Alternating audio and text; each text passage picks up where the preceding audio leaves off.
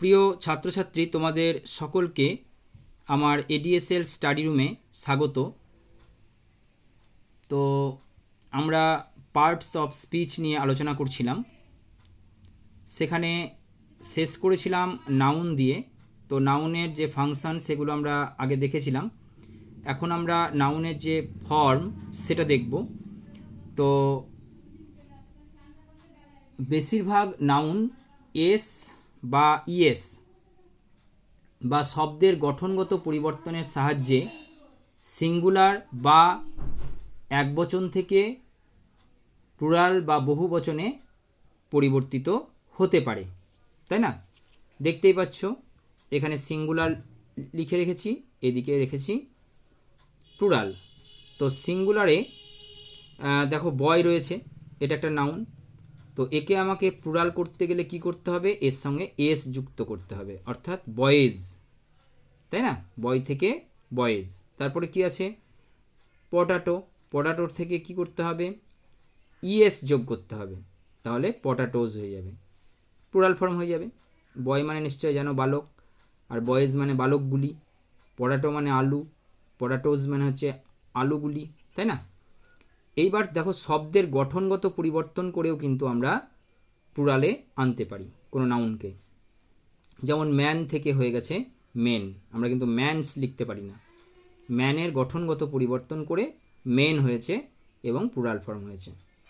Foot, FOOT, দেখো double O, অর্থাৎ এই ভাওয়েল দুটো চেঞ্জ হয়েছে ডবল ইতে, তাই না? ডাবল ও থেকে ডাবল ই হয়েছে, দিয়ে ফুট থেকে ফিট হয়েছে। ফুট মানে পায়ের পাতা, আর ফিট মানে পায়ের পাতাগুলি, তাই না?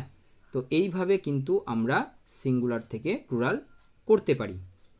তো কিছু কিছু শব্দের সঙ্গে আমরা সাফিক্স যোগ করে কি করতে পারি? নাউন গঠন করতে পারি।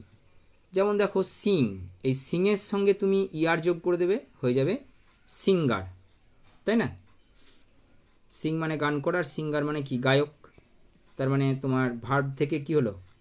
নাউনে চলে এলো, বুঝতে পেরেছ? তারপরে এই যে SCINT, এর সঙ্গে তুমি IST যোগ করে দাও, দেখো হয়ে যাবে সায়েন্টিস্ট মানে বিজ্ঞানী। ADDI, এর সঙ্গে TION যোগ করে দাও, দেখো অ্যাডিশন হয়ে যাবে, তাই না? অ্যাডিশন মানে হচ্ছে যোগ।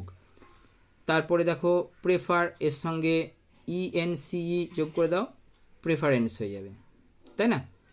তারপরে কাইন্ড, কাইন্ডের সঙ্গে তুমি নেস যোগ করে দাও, NESS, দেখো হয়ে যাবে কাইন্ডনেস। এগুলো কিন্তু প্রত্যেকটা একটা করে নাউন, তাই না? এইভাবে কিন্তু নাউন গঠিত হয়। আবার দেখো টেরর, এর সঙ্গে ISM যোগ করে দাও, টেরোরিজম, তাই না? এইভাবে তোমরা কিন্তু কি করতে পারবে? নাউন গঠন করতে পারবে। তো এখন আমরা জানব প্রোনাউন সম্বন্ধে। যে পার্টস অফ স্পিচ আমরা জানি 8টা রয়েছে, তার মধ্যে নাউনটা কমপ্লিট হলো।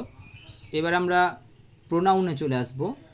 তো প্রোনাউন জিনিসটা কি? আমরা জানি যে প্রোনাউন বা যেটা নাউনের পরিবর্তে বসানো হয়, তাই না? যেমন দেখো এখানে লেখা রয়েছে হরি ইজ এ স্টুডেন্ট। তো হরি একটা কি? নাউন। তো এর পরিবর্তে আমরা এখানে কি করলাম? হি বসালাম, তাই না? তো হি স্টাডিজ ইন ক্লাস 10। তো হিটা এখানে হচ্ছে প্রোনাউন। কেন? নাউনের পরিবর্তে বসলো। তো ফাংশনস কি? দ্য সাবজেক্ট, সাবজেক্ট হিসাবে প্রোনাউনের ব্যবহার। দেখো হি ইজ এ স্টুডেন্ট, এখানে হিটা প্রোনাউন এবং এ সাবজেক্ট হিসাবে বসেছে। তারপরে দেখো the object of the verb, অর্থাৎ তোমার ক্রিয়ার কর্তা হিসাবে দেখো আই লাইক হিম, এই হিমটা কি? প্রোনাউন এবং এটা একটা কি? অবজেক্ট। সাবজেক্টের কর্তা হিসাবে বসেছে। আবার কি? The object of a preposition, প্রিপোজিশনের অবজেক্ট হিসাবেও কিন্তু প্রোনাউন বসে, তাই না? দেখো he is a friend of mine, এই যে মাইন, মাইনটা হচ্ছে এখানে প্রোনাউন, তাই না? তো অফটা হচ্ছে কি? প্রিপোজিশন। তো প্রিপোজিশনের তোমার অবজেক্ট হিসাবে কি বসে? প্রোনাউন বসে। তো প্রোনাউনগুলি ব্যক্তি, বস্তু, পদার্থ ইত্যাদিকে সাধারণ এবং অনির্দিষ্ট অর্থে প্রকাশ করা হয়। তো প্রোনাউনের সংখ্যা তো সীমিত, প্রোনাউন আর limited in number.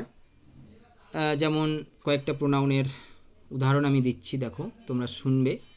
I, me, my, myself, we, us, ourselves, our, ours, your, yourself, yourselves, yours, he, him, himself, his, she, her, herself, her, it, itself, its, they, them, themselves, their, theirs, this, that, these, those, all, some, any, none, each, either, neither, every, many, who, whom, whose, what, which, এগুলো সবই হচ্ছে কি তোমার